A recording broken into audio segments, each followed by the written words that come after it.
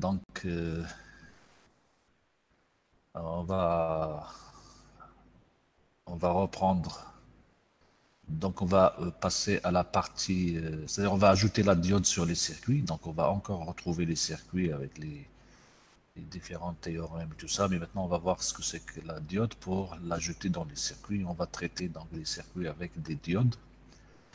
Est-ce que vous voyez ma présentation? Oui, monsieur. Oui, monsieur. Alors, donc, nous allons parler de la diode et quelques applications de la diode.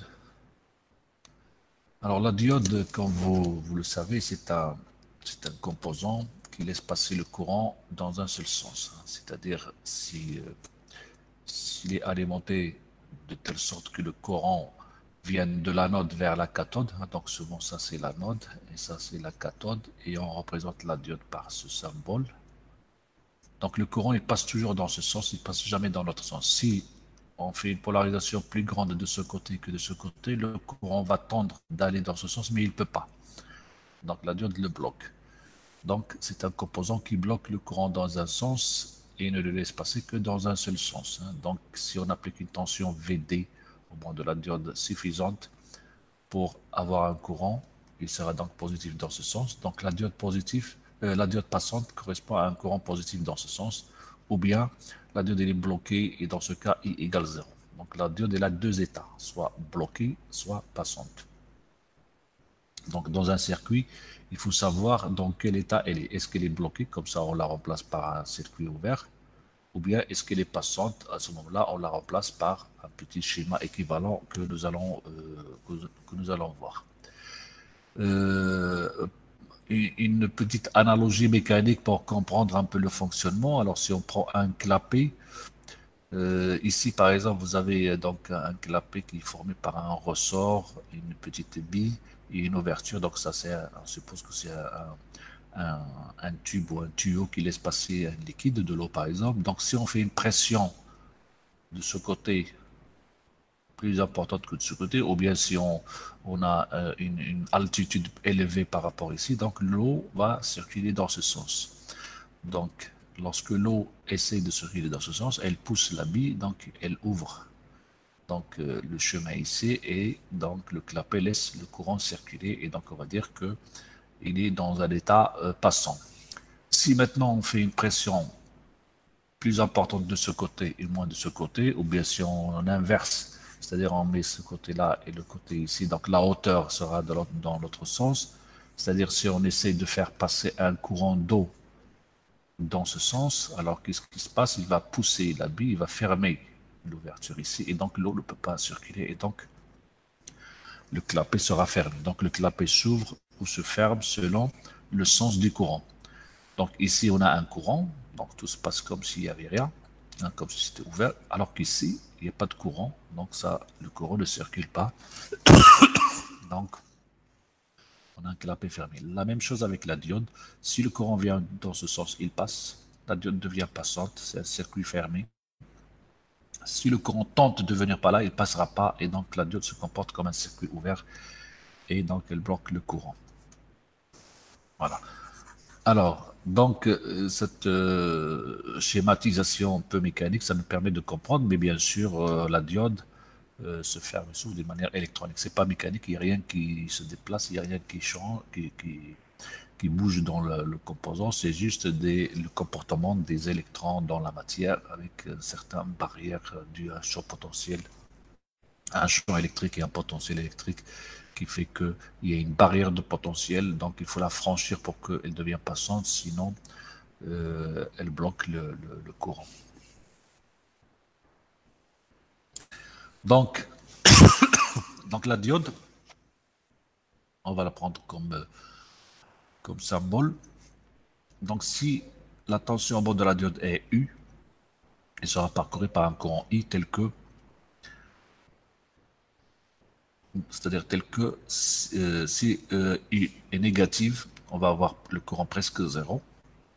Bien qu'en réalité, c'est pas zéro. Hein. Si on regarde ici, on a un courant de saturation inverse, moins IS. IS, c'est une constante qui dépend du matériau avec lequel la diode est faite. Si par exemple c'est du silicium ou c'est des semi-conducteurs, ou bien GAAS, INP, il y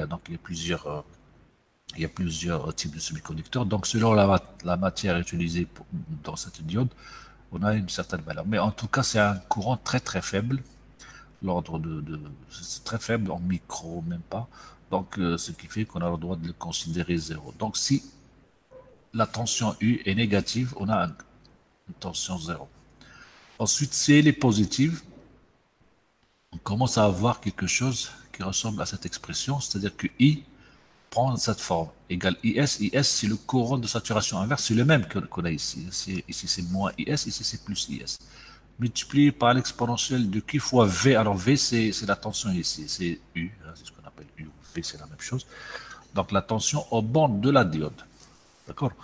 Donc, c'est exponentielle QV sur KT moins 1. Alors, en général, ce courant, quand on est en dessous d'une certaine tension, dite tension de seuil, on appelle souvent VD0, tension seuil de la diode, en dessous, c'est-à-dire c'est positif, mais toujours inférieur à ça, le courant il est négligeable, donc c'est toujours zéro.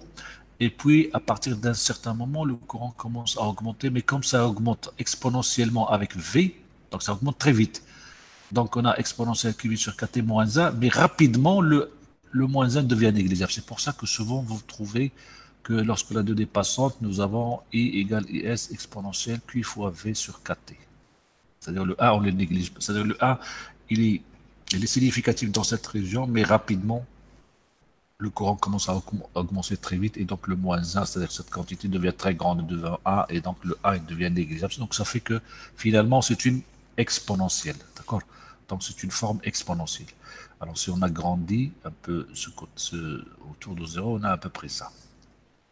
Donc quand la diode est polarisée en inverse, c'est-à-dire tension négative, on a ça. Quand la tension est positive, on a à peu près ça. Ça c'est la caractéristique, on va dire, c'est une modélisation de la diode, bien que souvent on fait des approximations un peu plus que ça pour modéliser la diode, pour l'utiliser c'est-à-dire pour trouver des modèles qui vont remplacer la diode dans le circuit. Donc ici c'est très simple, c'est juste un circuit ouvert, alors qu'ici on verra ce que ça va donner. Donc si on met une diode dans un circuit, par exemple un circuit quelconque qu'on peut représenter par son schéma équivalent de Thévenin, ou bien tout simplement un générateur et une résistance. Donc si on a un générateur, une résistance et une diode, donc le générateur fournit une tension E Thévenin, il fournit un courant I. I c'est le même qui passe dans la diode, puisque ici j'ai la même maille, la même branche. Alors la tension en bande de la diode, c'est V. Le courant qui passe donc dans la diode, on l'appelle I.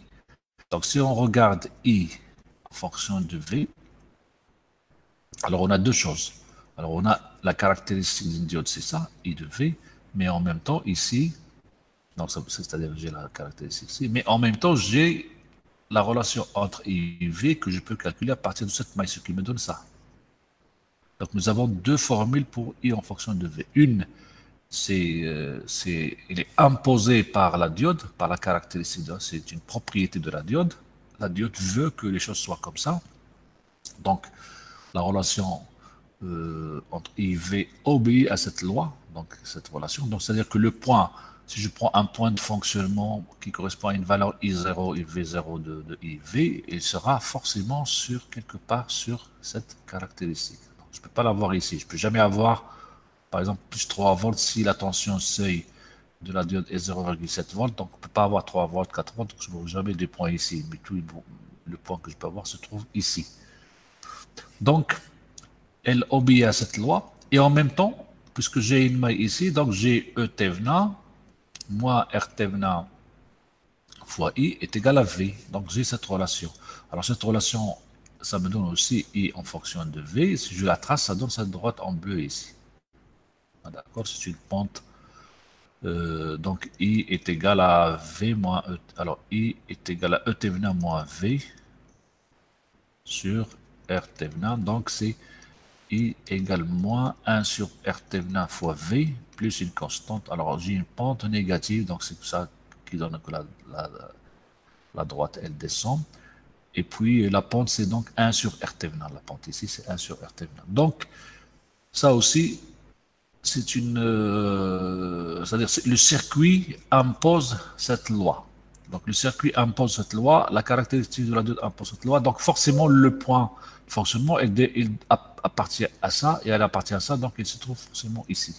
D'accord? Donc, si on change E,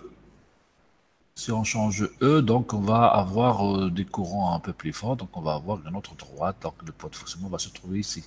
Si je change R, je change la pente, donc à ce moment-là, j'aurai une pente qui peut changer. Je garde toujours puisque la caractéristique impose le point, donc je peux changer la pente, mais je reste toujours sur la caractéristique. Donc finalement, on a ce qu'on appelle un point de fonctionnement, c'est-à-dire le point dans lequel on fait fonctionner la diode. On appelle ça un point de fonctionnement ou bien un point de repos, parce que c'est le point, si on applique des générateurs continus, donc c'est un point de repos. C'est après, il y a des fluctuations de courant. Si par exemple, il y a des générateurs sinusoïdaux, etc., ajoutés dans le circuit, la diode peut se mettre à osciller autour de ce point. Donc on va dire que ça, c'est un point de repos. Hein. C'est pour ça qu'on l'appelle point de repos, ou bien point d'équilibre, point de fonctionnement, point de polarisation, puisqu'on applique une polarisation pour obtenir ce point. Donc tout ça, ça signifie la même chose. Point d'équilibre, point de fonctionnement, point de repos, point de polarisation, ça fait référence à la même chose. Donc, voilà donc notre diode dans un circuit. Donc, le circuit impose le point de fonctionnement. Alors, si j'applique une tension négative, on va se trouver ici. Donc, à ce moment-là, c'est différent. On n'a plus ça. Et on a I égale 0. Si j'applique des tensions négatives, j'ai plus cette relation, mais j'ai I égale 0. Donc, je me trouve quelque part ici. Donc voilà, donc c'est-à-dire c'est le générateur qui impose la règle. Alors si j'ai 3 volts ici et que c'est bloqué, ça veut dire que V égale 3 volts aussi. Hein, parce que I égale 0, RT20 fois N. Donc la tension V sera égale à ET20 quand c'est bloqué. Pas 3, c'est pas, mais moins 3 par exemple. Parce qu'à 3, il ne sera pas simple. Si je mets moins 4 ici, ça fait donc le générateur fixe le point ici quand c'est négatif, donc on peut se mettre à n'importe quel point, mais on est toujours I égale 0. Et quand ça devient positif, alors on commence à avoir des points qui montent dans cette caractéristique.